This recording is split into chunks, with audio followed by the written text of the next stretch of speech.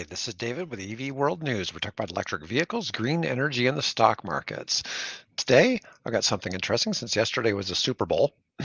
Something that's interesting is the Raiders have in Las Vegas have a zero carbon stadium.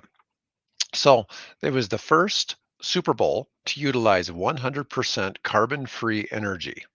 So the Las Vegas Raiders and Allegiant Stadium use this company called N0 for real-time energy and emissions data. The Super Bowl there, or the stadium there in Las Vegas, is completely powered by solar. Now, this is kind of interesting. For the Super Bowl, they estimated they used approximately 28 megawatt hours of electricity to power this year's championship game. That's the same as it would take to power about 46,000 houses across the country. Now, because the stadium is 100% carbon free, the game will have zero electricity associated emissions. So that's kind of a cool thing. So the Raiders and Allegiant Stadium are working on developing this.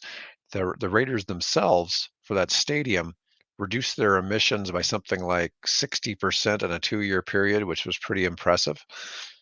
The Raiders saw a 15% reduction in carbon emissions just for 2022, 30% in 23, and expect to hit a 68% reduction for the 2 years that it's been operating. It was a pretty cool deal. And it's just something interesting to say about the Super Bowl if you're interested in those kind of things. Let's see. Here is an interesting article that I found that I thought people would like to see that is about the first semi truck, 100% electric, set up as a snowplow. Now, why I find this interesting, this is has a 1,000 kilowatt hour battery. That's a big battery. That's 10 Tesla long range batteries right there. Now, this is plowing snow in Norway. Here's a picture of this electric snow plow, but it's a semi truck, and they've been using it to clear heavy snow on challenging mountain passes. They have this E6 highway, and they're trying to hit climate targets. They must have strong emission cuts, also on the heaviest tasks we do on the roads today. That's why we wanted to test plowing with electric truck on the E6 over Doverfell. After a week, the electric truck stats are looking good. Despite a long day battling light to heavy snow, gusty winds, and below freezing temps, the truck's battery only dipped from 90% to 28% after 9 hours on the road. It was using up 182 kilowatt hours per 100 kilometers. That's still burning a lot of electricity.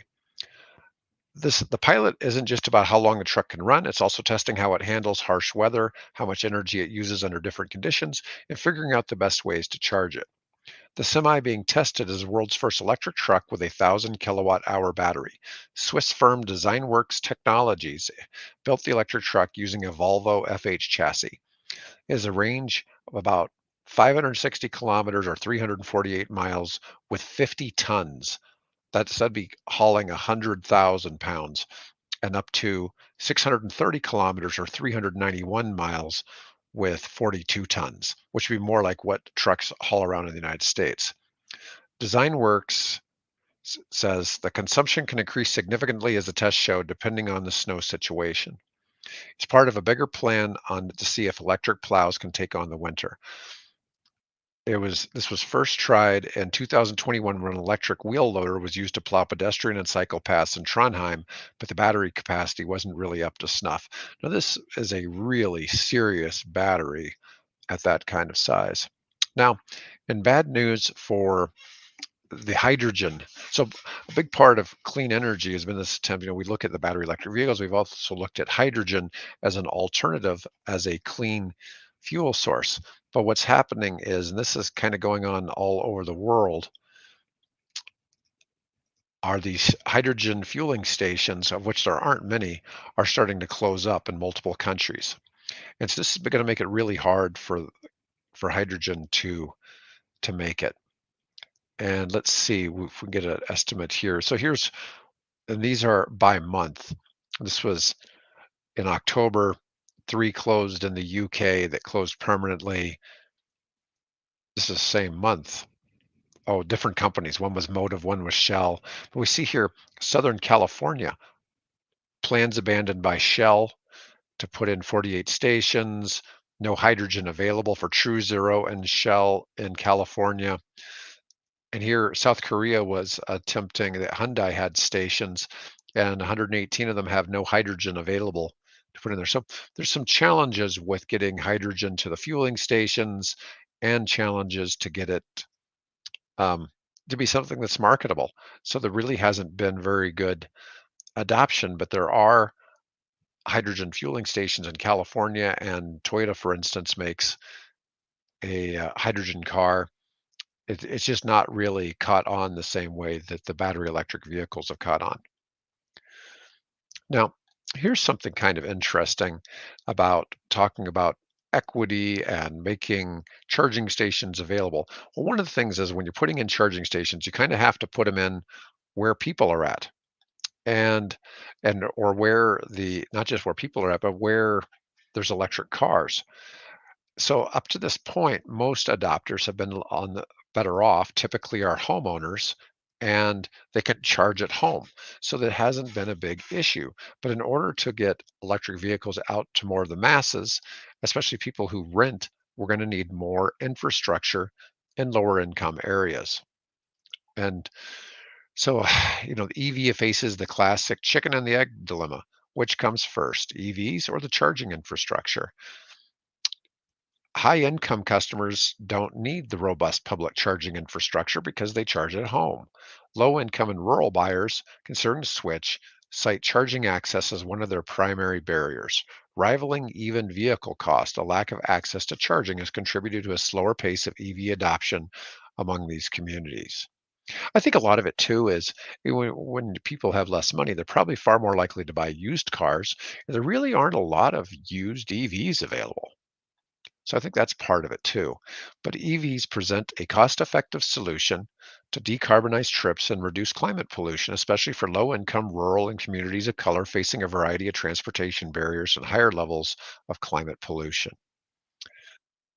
Low-income households tend to live in their township's least transit-connected neighborhoods and have the most to gain from low operating cost vehicles. EV drivers spend about 60% less annually than internal combustion engine vehicle owners. But anyways, I thought that was kind of interesting, but they really don't propose any kind of solution in this particular article. My last article is something just kind of fun.